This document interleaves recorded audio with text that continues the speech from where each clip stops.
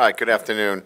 We'll begin with a recap from this past weekend. Going on the road, playing an 11 a.m. game requires, for our team to think the right way. I thought they did a great job of thinking right about the trip itself. It's easy to think about how difficult and how early, and instead they thought about it as, a great opportunity to be the first game up, to go on the road and play 4 quarters with the competitive edge that they've been looking for in terms of playing for 4 quarters. There's always that sense of playing early and getting back home. So I thought they did a great job of, thinking the right way. And then, you have to flip that switch from, preparation to performance. And to do that, you've got to play with a sense of urgency, and you've got to have the emotional control, but play with an edge. And they got off to a fast start, played with great effort and enthusiasm. There was really an attention to the details out there, and finished strong. So that's what we're looking for from our football team.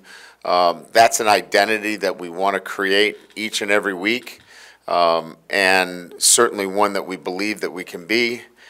Now it's about building on that and looking for that consistency. There were obviously some great performances, as highlighted by Jaden Daniels and Malik Neighbors being named the SEC Co-Offensive Players of the Week. The play of the two of them, was certainly elite.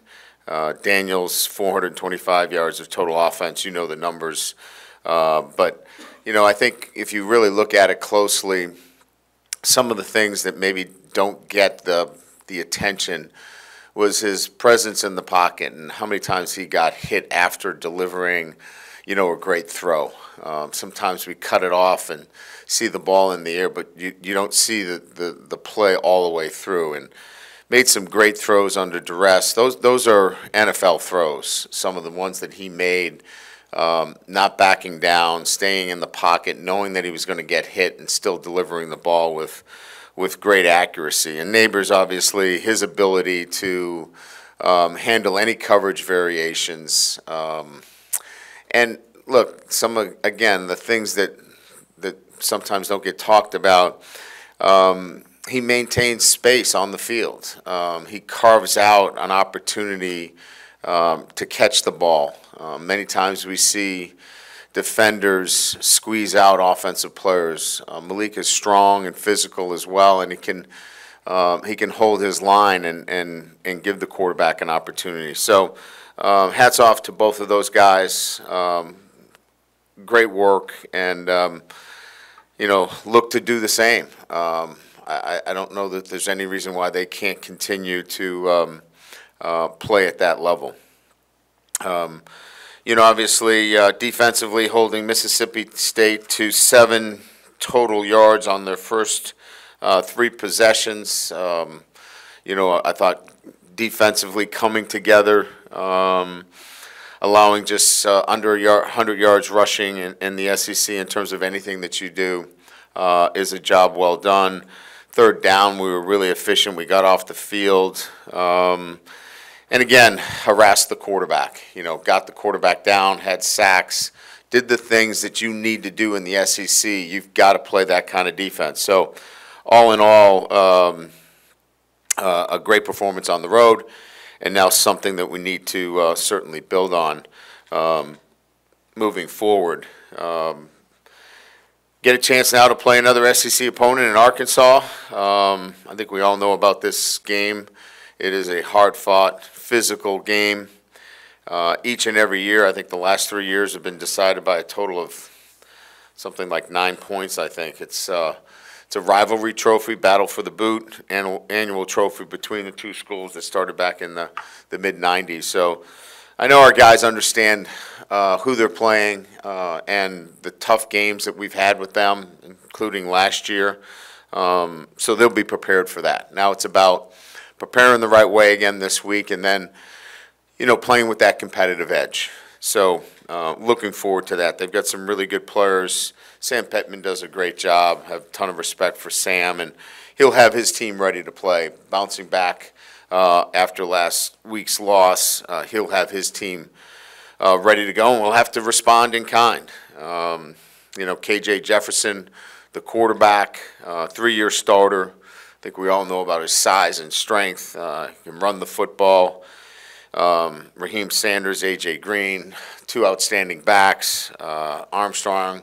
And the defense, although a new defensive coordinator, outstanding coordinator coming from UCF. He's had great success, great pedigree in the SEC, was with Kevin Steele at Auburn. So we know we've got our hands full. So certainly looking forward to being in Tiger Stadium this Saturday. We're going to take advantage of being there because we won't be back for a little bit. So we'll talk about that and make sure our guys relish the opportunity of playing at home. We had a couple of guys that did not play. I'll talk about them briefly. First of all, Omar Spates had that, what we felt like was a lower body injury. I would list him now as probable. Ovia Gufu, the same thing, lower body injury. I'd list him as probable. Same thing with Mason Taylor. All of those will be probable. Greg Brooks is out.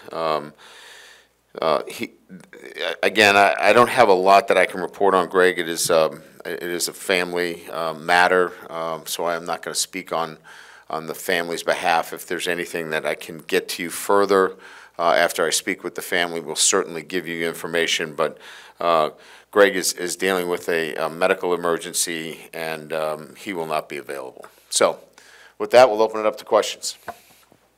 Coach, is it right up here, just to your left? Is it Greg's medical emergency? Or Yes. Okay. Greg has a medical emergency. Just the defense that you rolled out there, had one of the best showings of the year. Obviously, it had a lot of new faces. Was that the best 11 that you could put out there, or was it the best 11 at the time? Did you feel really good about it in retrospect? Yeah, we did. I mean, we had a lot of confidence that Braden Swinson would be able to go in there and play at a high level. He had during the year. Whit Weeks, we knew what we had. We had a young player, certainly a true freshman, but he can run all over the field. He's extremely athletic. I think you get a little concerned when you play a lot of true freshmen. Certainly in the back end of your defense. Ryan Yates came in and played really well. He was clean. He was disciplined in his alignments. He was assignment correct. But, you got 3 true freshmen on the field. On the road in the SEC, I don't think you're running around going, oh, this is great. But we had confidence in them that they could go out and play well. I think what it shows more than anything else, and Coach and I were talking about this, Coach House, is that we have more than 11, and we need to play them more. It's kind of like what we talked about the week before with Guillory and certainly Jefferson at the tackle position. They didn't play enough the week before. They played much more, and you can see how that helps our rotation at the defensive line. I think you'll see now that we can play a lot more at the linebacker position and the safety position. With that, Coach, right over here, you mentioned Spates being probable for this week. How, in your experience, have you handled having a young guy like Weeks with Spates having so much experience and just handling kind of that role going forward with those guys and having, obviously, playable depth?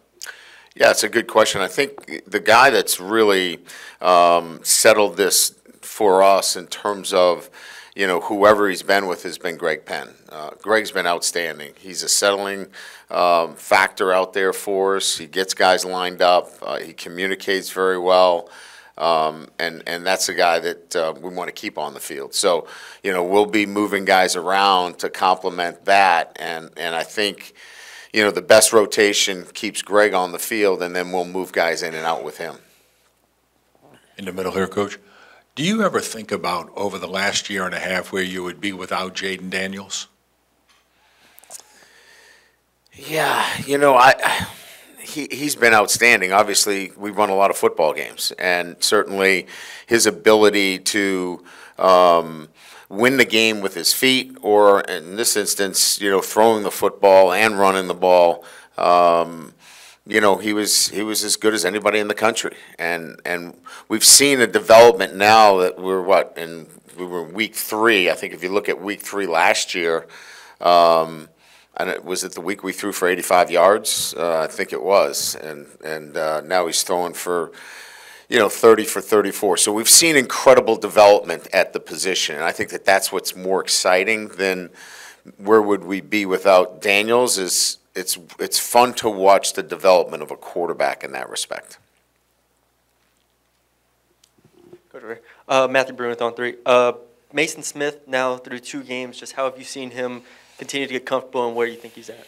Yeah, I think he's getting there. I mean, we saw some things that he wasn't doing against Grambling that now he's starting to impact the game a little bit more, and I think that'll continue to grow as he continues to play himself in a position where he can play at a high level each and every snap. So, you know, he's physically a presence in there, and we expect him to continue as the season progresses. He's going to be an impact player for us. So feel good about where he's gone over the last couple of weeks, and expect to see more of him as we move forward. Yeah, Brian, in the middle, sorry. You've gone for it 8 times on 4th down so far this year. It would have been 9 with the first drive on Saturday. Right. Does that have anything to do with the clock changes? Have you philosophically changed at all just when you decide to be aggressive and when not to? Yeah, I mean, I think I've talked about this a little bit before. I think I use a combination of good sense in terms of what the game feels like. We use analytics, so I'm plugged into what the analytics are telling me relative to 4th down. And as you know, most of the analytics are much more aggressive than we are as we watch the game, right? 4th and 2 or 3 used to be considering a field goal inside the 10. Now it's almost 100% go for it. So I think it's a combination of getting a sense and feel for the game and how you feel like you might have control or not control of the game, plus the use of analytics. And then when you have a quarterback that is multidimensional, it really puts a defense in a bind. So I think we have those 3 factors working for us when we get to 4th down calls. Hey, Coach, right down here. It's 2 years now in a row where you guys have played freshmen early in their careers, and they've largely responded. I'm wondering, just as a whole, though, how does that affect you guys on the recruiting trail? I mean, just over the last couple of weeks, I know you can't go into specifics with this, but just the conversations and stuff that you're talking to with these recruits about just you come here and you develop and you can see the field early and play often with us. Yeah, look, everybody, I think, is, in this recruiting cycle, we're recruiting young men that believe and have confidence in themselves that they can play right away. And certainly there are other factors that they consider now in making decisions on where to go, looking at the depth chart and looking at, can this help my, NIL? I mean, there are other factors now involved in that. So what we can tell them, and this is what I tell them all the time, I'm not afraid to play freshmen, but I'm going to play the best players.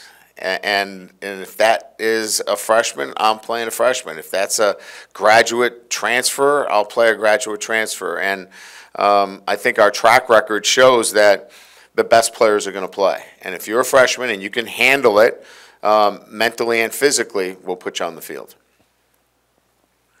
Brian, speaking of freshmen, of all the great plays you guys had Saturday, the one that got the most attention in replay was Caleb Jackson running over the safety right in front of your bench. I was kind of curious what went through your mind when that play happened. And we see, media fans and fans, we see a player who's making great individual plays. Do you see the same thing, or you see someone who's still developing and still has a lot to learn? Or where are you with him and what he can contribute to the team? Yeah, I mean, the obvious answer is physicality, explosiveness, but a young man that is still learning how to play this game. Remember now, if you look back on his high school career, he was not a 4-year player even in high school. So, he's learning how to play the game every time he steps on the field. And he's terrific to coach. I mean, the great part about it is he doesn't have much baggage. He's learning a lot about the game as we go along. We're talking to him about some of the rules as it relates to kickoff. If the impetus of the ball goes into the end zone and it hits you, you don't have to take it out.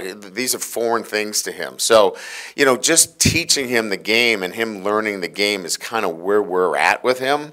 But it's easy to see the raw physical ability, but there's so much more to that, and that's if you, and I know you did, you watched the game closely, you saw what Diggs and Williams were able to do in third down protections against a very difficult scheme. Caleb's not ready for that. He will get ready for that, but he's just not there yet. Coach Savion Jones seemed to really impact the game early, pressure on the first drive, sack on the second drive. What do you see out of him? Just moving better. Here's a bigger guy that is starting to come into his size. He put on a lot of weight in the offseason. Good weight, but he's now having to play more football than he's ever played. He's starting to get a sense of how to train and put himself in a position to handle himself with this new role that he has. And I think he's only going to continue to get better. We saw that suddenness. We saw that reaction that we weren't getting earlier in the year. The game's starting to get easier for him again, and I just think he's going to continue to get better. Over here, yep. Brett Martell with AP.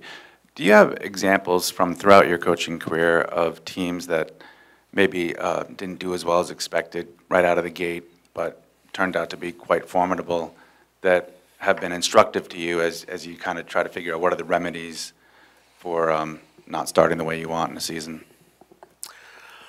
Yeah, I mean, I could probably, give you a number in 32 years of doing this. The specifics I'd have to take some time to think about.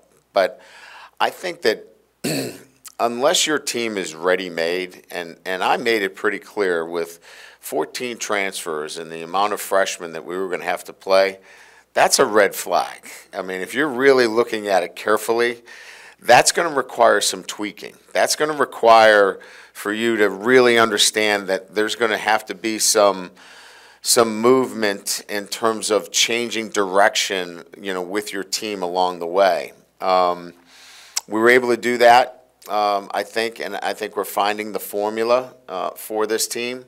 But I think that, most teams that I've had, there haven't been as many that are just add water and just go. They all require a little bit of, changing the formula as the season goes along to get the right mix. Competitive edge was a phrase that was used a lot after week one. This was the first game that I think I saw LSU push first instead of get pushed. How much of that was a point of emphasis, that toughness, I guess, out of your team and kind of taking it to the other team early? Yeah, I mean, I think clearly, we're looking for gentlemen off the field, but not gentlemen on the field. And I would say that, going back to what's the right mix, I want tough guys on the field that play the game the right way. I don't want to be, a team that's penalized and we hurt our team, but we want guys that have a toughness to them. And then off the field, we want gentlemen. We might have played like gentlemen both on the field and off the field, and that's not who we are. And I think we're trying to find that identity. I think we're getting closer to it. KJ Jefferson is a guy that's obviously been starting for years for Arkansas. Just your evaluation of him and if you've noticed anything different with his development this year. Well, I think it's like any other quarterback, right? I mean, when you get into the final year and where you feel like this is your year, you want to do well, and I think he's he certainly feels like this is his year to showcase himself. So, I thought maybe, if you look at the last quarters, he's trying to make plays, but he's got a lot of new players around him as well, So it's not all about him, I mean, he's got some young players that have to develop, or new players that have to develop around him. But he's still the big, physical, athletic quarterback that scares you. He's hard to bring down. He's got a live arm, and we're going to be prepared for him to play his best against us. Hey, Coach, over here. Just building off of that, you talked about playing against some mobile quarterbacks early in the season, and y'all played against Will Rogers, had a lot of success, maybe not as mobile as the other quarterbacks y'all played against, but what are some things that you can take away that can translate to the success y'all had on Saturday against Will Rogers, against another mobile quarterback? Well, I think fundamentally, a lot of the things that we talk about are, keeping the ball in, leverage the defense, keeping the ball inside the pocket, making quarterbacks earn it instead of, giving up, easy, rush lanes. All those things that are the fundamentals of playing good defense. We weren't on point early on. We were much better on Saturday. When we leveraged the ball, when we held the point, when we did our job, we made it very difficult for Mississippi State. We're going to look to do the same. Coach, what are the pros and cons offensively on 3rd and short, 4th and short, running out of the shotgun as opposed to getting under center and then handing it to a guy? And what do you debate there? It's really about, where are the reps taken the most? Like, what do you do the most in your offensive structure? If you're a team that runs shotgun like we do 99% of the time, do you carve out, how much time do you carve out for a direct snap offense? Because you have to carve out time for that. And then you have to be able to put in that time within your practice structure to work on your direct snap. With direct snap, you have to think about direct snap quick game, play action pass, all the things that go along with that, 5-step, 7-step drop. So, we have all that. It's just, is it from what we do with a quarterback that can run option, is that best suit a Jaden Daniels? That might suit another quarterback that we have to run a little bit more direct snap. But with a guy like Jaden Daniels, it suits us better to be in the shotgun. Yeah, Brian, right here, 2 questions. First, Harold Jackson, did he seem like he was back in his comfort zone Saturday? And the second one is, what did Mississippi State do to take Will out of his, I guess, he usually plays pretty consistent, but he had a rough game on the offensive line. So I think with Perk, I think just playing with that energy, playing with that edge, he's got to learn where that balancing act is, right? We don't want to get him in a position where he's taking a swing at somebody, he's out of the game, but he's got to play with energy. He's got to play with emotion. That's how he plays the game the best, and I thought he brought that. I thought he brought that competitive edge, and that's going to put him in a position to get to the quarterback and set the edge and run people down, and you just got to play. He's just got to play that way, and I think he was tweaking it and trying to find that. Early on, he was playing inside. He was thinking a lot. He was slowing down. I think he's coming back to finding what that balance is. Yeah, I mean, look, the first penalty on the goal line, that was on our center. The center did not snap the ball on the clap. Will gets called for a procedure penalty. The holding, we know all about holding, right? It is debatable on the call. The only one that I had a conversation with him is the retaliatory action with the helmet. And I said, look, you wear 7 and you're a captain. You got to make better decisions. But that's the first time I've ever talked to him about making a bad decision going into his sophomore year. So I think we're on the plus side when it comes to that with Will Campbell. Just real quick, do you know when Greg might be back again? Do not. Okay. Do not. And then what was it kind of about Whit Weeks that y'all liked and trusted in him to be able to make a start in an SEC game for the first time? First of all, he has elite speed at the position. He can cover the field. He can run mistakes down. And when you can run mistakes down, that gives you a real advantage in terms of playing the position. The second thing is he sees an open gap, he's going to take it. You saw that early in the game. He shot the gap, TFL. He's got, obviously there's a learning curve there. There are some things that he did that, we're going to have to continue to work with. But when you have a guy that's that athletic, has a really good sense in pass coverage. He's not lost out there in pass coverage. And I would say that probably is the reason why he's out there, because he's not lost in anything. Can he get better in areas? Absolutely. And then he makes up for a lot of that with high-end athletic ability. Mississippi State was in the back. Mississippi State was the first of 5 SEC games for the team. How do we see that this weekend's performance is reciprocated in the next couple weeks? And then how have you seen the team's adjustment to the no stop clock rule on first downs? Yeah, I mean, that's the challenge, right? I mean, we're going to play 4 more SEC opponents. We need all hands on deck. We've got to be able to play with the same kind of competitive edge, the same kind of preparation. This is the grind of it now, right? This is where you get into your process and making sure that everybody has an understanding of doing the little things the right way every single day. We're off and running now. This is the good stuff for coaches. Players, maybe not so much. They want to get to Saturday, but we got to keep them focused on every single day. The clock rule really has no effect on what we do and how we operate. It's stopped before the half, and it's stopped at the end of the game.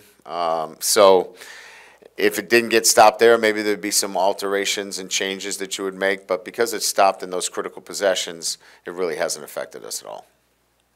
Thank you.